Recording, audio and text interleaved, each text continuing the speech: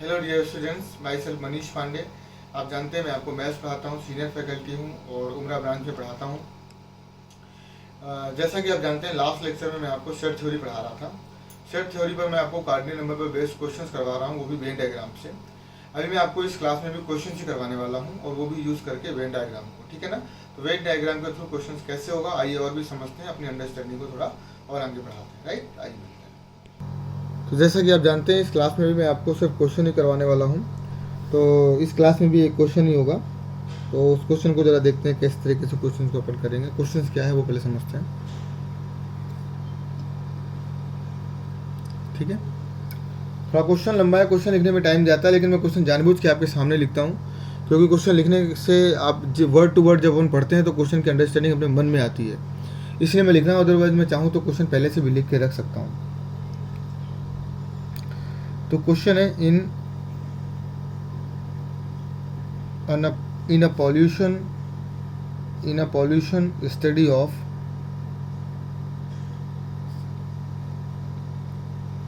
(1500) Indian rivers,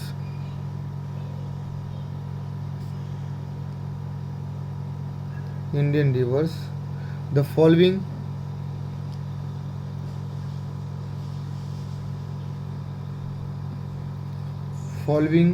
data were reported.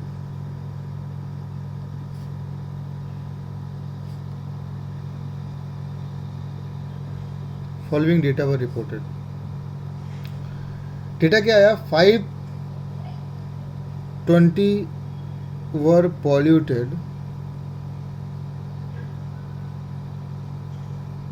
by sulfur compound.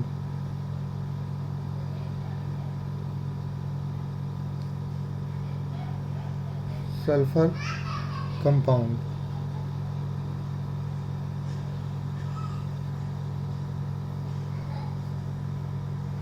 335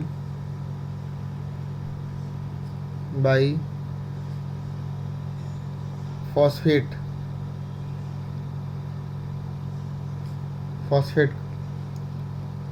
425 by crude oil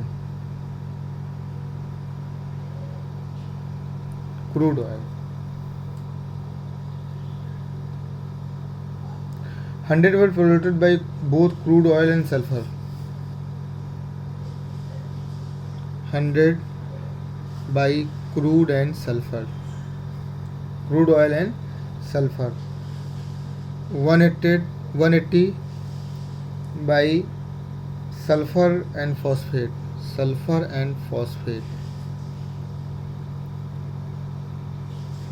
150 by phosphate and crude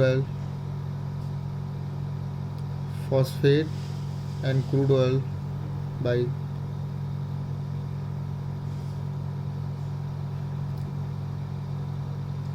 and 28 polluted by all three. 28 by phosphorus and sulfur and crude oil, तीनों से. How many of the river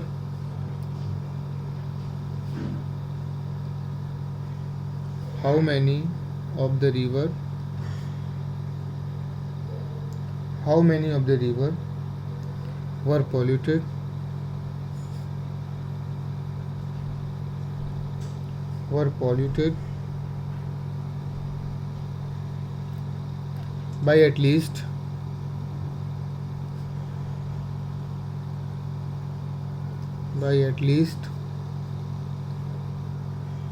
one of the three impurity.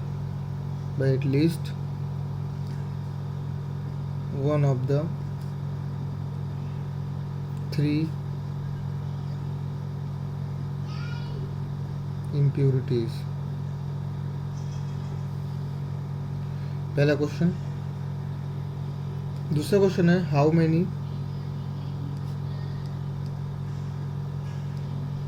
many of the rivers were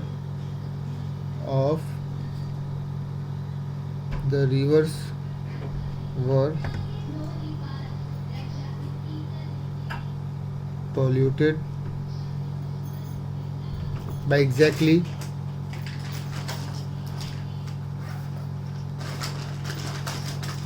exactly one of the three impurity, exactly one of the three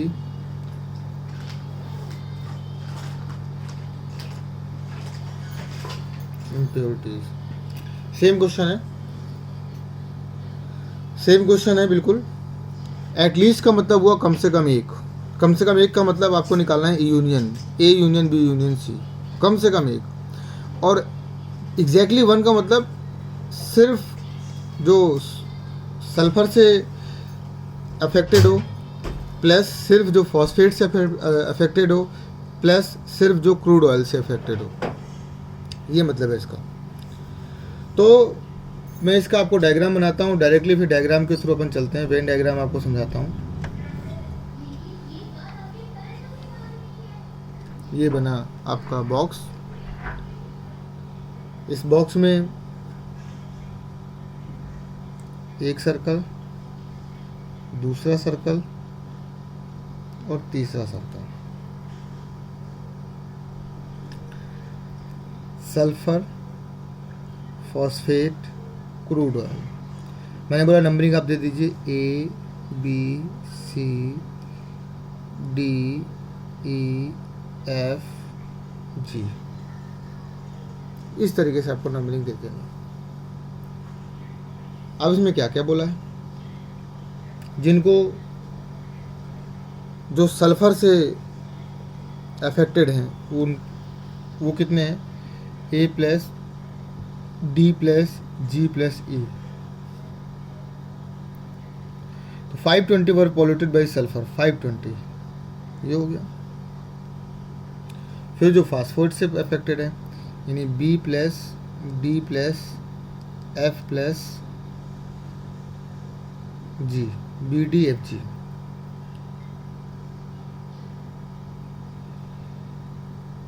जो phosphate से affected है वो 335 है। अब जो crude oil से अफेक्टेड है यानी C plus E plus F plus G, तो क्रूड ऑयल से अफेक्टेड 425 है। फिर इसके बाद इन्होंने बोला 100 by C N S, C और एस से E plus G 100, 180 by S N P, 180 by S N P तो डी प्लस जी 180। फिर इन्होंने बोला 150 by P N C F plus G 150।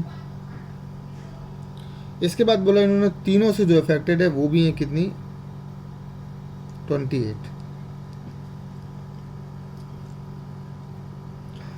तो डायरेक्टली आप यहाँ से F निकाल लीजिए, 150 में से 28 चला जाएगा तो 122। यहाँ से डायरेक्टली D आ जाएगा, 180 में से 28 चला जाएगा तो कितना बचेगा, 152। यहाँ से आप डायरेक्टली E निकाल लीजिए, 100 में से 28 चला जाएगा तो कितना बचेगा, 72। ये आ गया।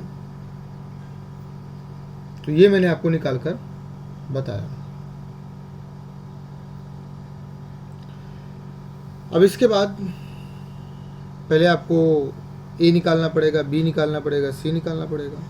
क्यों? क्योंकि आपको निकालना है एटलीस्ट। एटलीस्ट का मतलब हुआ A union B union C, A union B union C का मतलब हुआ A plus B plus G plus C plus D plus E plus G. ये मतलब है इसका एटलीस्ट का मतलब। एटलीस्ट का मतलब ये होता है। और फिर जब एग्जैक्टली वन का निकालना हो तो एग्जैक्टली वन का सम निकालना है, यानी ए निकालना है सिर्फ आपको, सिर्फ बी निकालना है, सिर्फ आपको सी निकालना है। क्योंकि एग्जैक्टली सल्फर से जो अफेक्टेड है वो ए है, एग्जैक्टली जो फॉस्फेट से अफेक्टेड है वो बी है, एग्जैक्टली जो क्रूड ऑयल से अफेक्टेड है वो सी है। तो इस तरीके से। तो पहले मैं आपको ये निकाल के बताता हूँ कि सी कैसे निकालेंगे। आप जानते हैं, आपके पास पूरा डेटा मौजूद है। C plus E plus F plus G. तो ई की वैल्यू कितनी है, 72, एफ की वैल्यू है 122 और जी की वैल्यू है 28, इज इक्वल टू दिया हुआ है 425। तो यहाँ से जो सी की वैल्यू हो जाएगी वो 425 माइनस, ये माइनस कर दीजिए, 2 2 4 और 8 4 12, 2 कैरी 1, 2 2 4, 4 और 7 मतलब 2 into 4, 4 and 7 11, 11 and 1 2, carry 1, 1 and 1 2, 225। अब इसको माइनस करेंगे तो ये कितना आ जाएगा, 5 में से 2 गया 3, 2 में से 2 गया 0, 4 में से 2 गया 2, 203, 203 सी की वैल्यू आ गई 203। इसी तरीके से बी निकाल लीजिए, बी प्लस डी, डी की वैल्यू 152, एफ की वैल्यू 122 और जी की वैल्यू 28 इज इक्वल टू दिया हुआ 335। तो यहाँ से मैं बी निकालूंगा, 335 माइनस 8 2 10 2 12, कैरी 1, 2 2 4, 4 और 5 9, 9 और 1 10, carry 1, 1 and 1 2, 2 and 1 3, so that is 33, 33 ये आ गया। Last a plus d, d is what 152, g is what 28, e is what 72 is equal to 520। तो 520 में से माइनस करेंगे आप इसको सम करके, 8 2 10 2 12, कैरी 1, 7 2 9, 9 5 12, 12 1 1 13, कैरी 1, 1 and 1 2, 8, 10 में से 2 जाएगा 8, 11, 11 में से 3 गया, 11 में से 3 जाएगा तो 8, नहीं कुछ गड़बड़ हो रही है, 10 में से 2 गया 8, 11, 11 में से 3 गया 8, यहाँ कुछ गड़बड़ हो गई है, 268 आना चाहिए, कुछ गड़बड़ आ रहा है, सम कुछ गड़बड़ कर दिया, 8 2 10 2 12, कैरी 1, 7 2 9, 9 5, 7 2 9 5 14 1 15, यहाँ पर 15 आएगा, 15,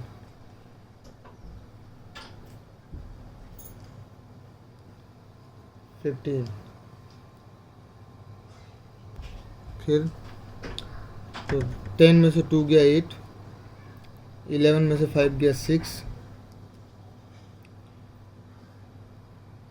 और 4 में से 2 गया 2, 268।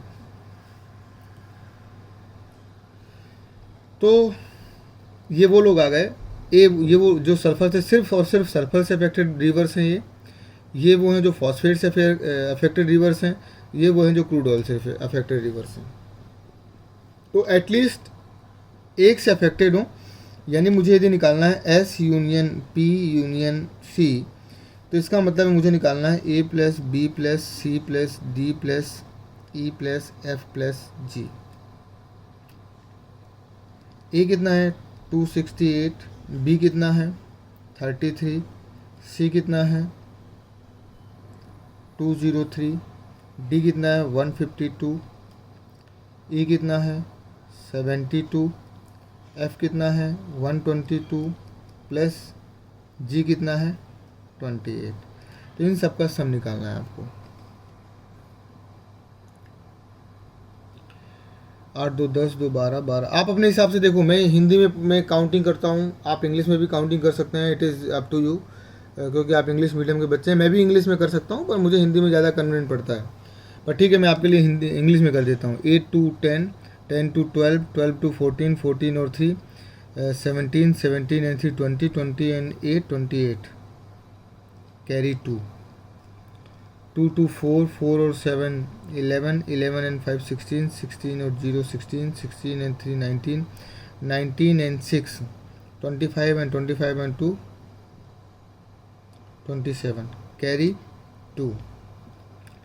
तो 1 2 4 6 और 878 रिवर्स आर लाइक दैट, जो कम से कम किसी न किसी चीज़ से तो अफेक्टेड है ही, एटलीस्ट एक से तो अफेक्टेड है। मैंने यही तो पूछा था कि एटलीस्ट 1 से अफेक्टेड हो, वो रिवर्स बताइए। तो ये मैंने बता दिया। अब आपसे पूछा है कि exactly one, how many reverse were polluted by exactly one of the 3 important. Exactly 1 पूछा है, इसका मतलब आपसे पूछा है A + B + C, ये पूछा है। तो A is what 268, B is what 33, C is what 203, तो सम इज़ वॉट 8 3 11 3 14 4 कैरी 1 3 और 6 9 9 carry 1 504 reverse are like that.